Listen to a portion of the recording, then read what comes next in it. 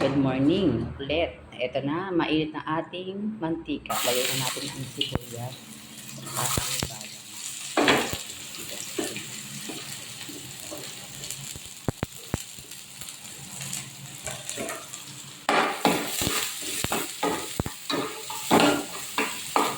Yan, nilagay na rin natin ang sardinas ng UAE.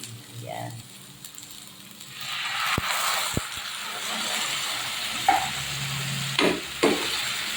Wala ko ng mga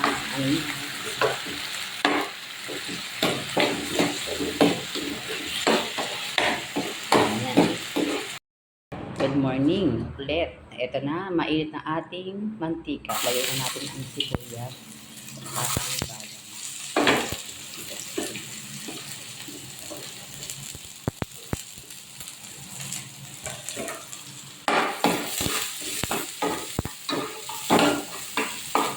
Yan, nilagay na rin natin ang sardinas ng UAE. Yan.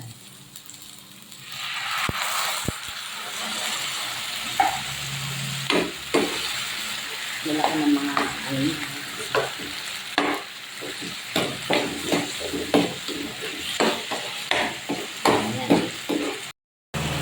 Ito na guys, luto-luto na yung ating sibuyas at sardinas. Ilagay na natin itong nakuha natin alokbati sa ating magandang hardin.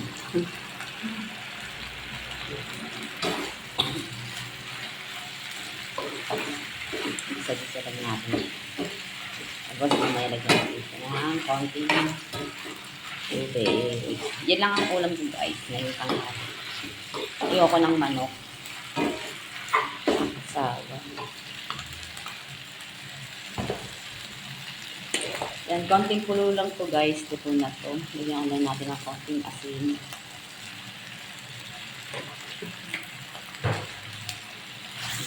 Diba? Nakatipid na ako ng aking ulam. Kaya kayo guys sa Pilipinas, kung may mga paso kayo dyan, balde, at maliit na pwesto, magtanim-tanim din kayo para kahit papano ay may ma-harvest kayo. Lagyan na natin siya ng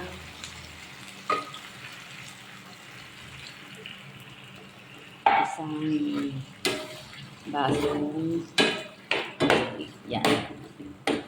Pakuluan lang natin. Okay na to. Maya-maya. Okay ba? Thank you for watching. Hello. Hello, guys. Good morning. Ito pauwi lang natin. Magluto tayo ng fried chicken. Nilalimit ko na sa kanina umaga.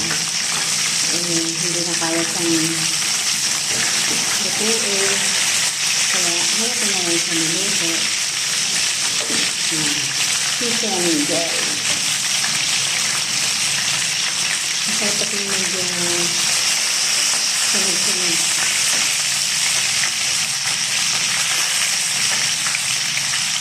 Masarap yung guys kasi nilarinig ko na lang kanina.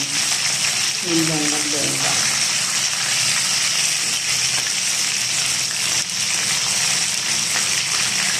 Okay guys, thank you for watching. Please follow for more. Mag-connect lang po kayo at kaya po kayo babalikan sa inyong comment section.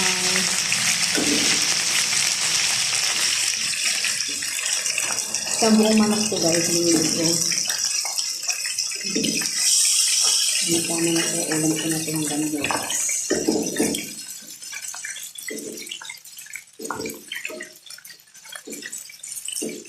Ganda.